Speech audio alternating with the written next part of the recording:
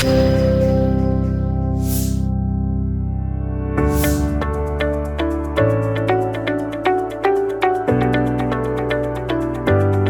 Alexandria Shrake, and welcome to Global Energy Show's 5x5 series. I'm here with Katie Smith-Parent, Executive Director of Young Women Energy, also known as YWE. Welcome, Katie. Thanks so much for having me. Can you tell us a little bit more about YWE, like what the organization does, why it's important? For sure. So YWE was built to recognize, connect, and inspire sort of that next generation of female leaders in Alberta's energy sector. Since 2013, we've really built this sort of powerful community of 4,500 plus members, offering everything from professional development to networking, mentoring, visibility, and advocacy through our annual awards program.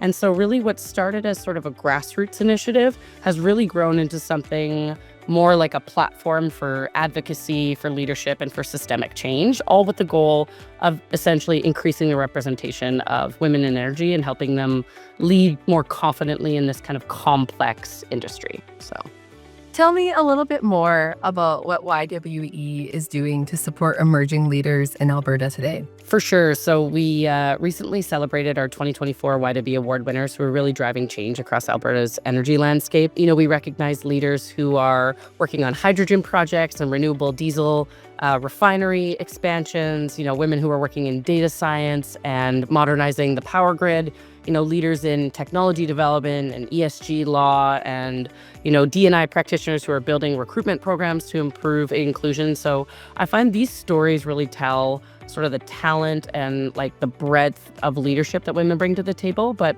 more than I would say the recognition, which I think is really important for that sort of early to mid career.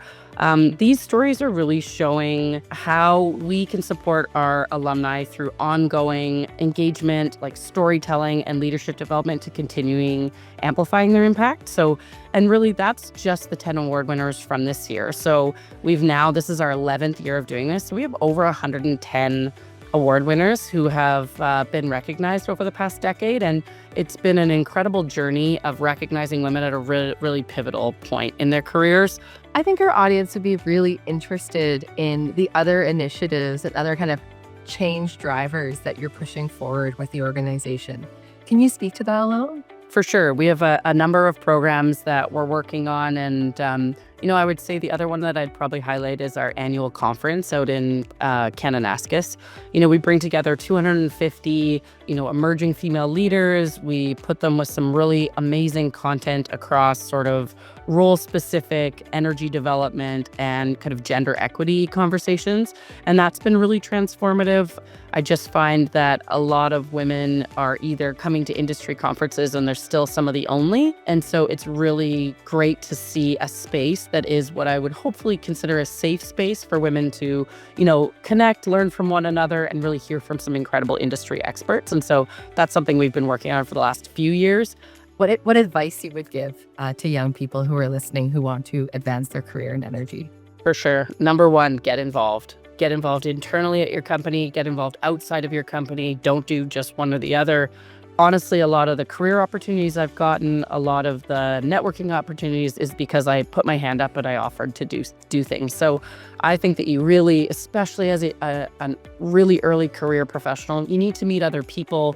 You need to see and stay in touch with where the industry is going. And I feel like getting involved with either young professional organizations or industry associations or, those associations that are more associated with your job, like if you're an engineer, get involved with a PEGA, those sorts of things. Like I can't emphasize how important it is to not just go to work every day, do your job and go home. I think you need to expand your horizons and get a better understanding of what everyone's working on. I think you and I know this better than anyone, but there's a lot of great challenges in the industry that are begging for new voices to come and help solve those problems. So number one, just get involved, please. So 2025 marks the first year that Global Energy Show has had an energy influencer program. Katie, can you tell us a little bit more about why programs like this, amplifying diverse perspectives, are so important? For sure. I think hands down, representation matters, especially in energy.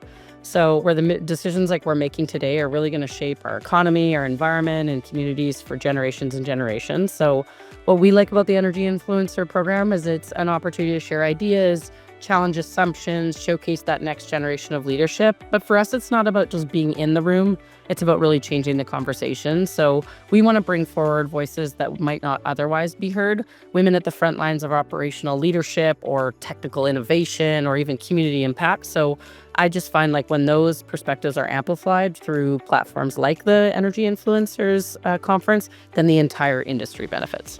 Well, Katie, thank you so much for joining us on Global Energy Show's 5x5 series. I'm looking forward to seeing you at Global Energy Show in Calgary, June 10th to 12th. See you there.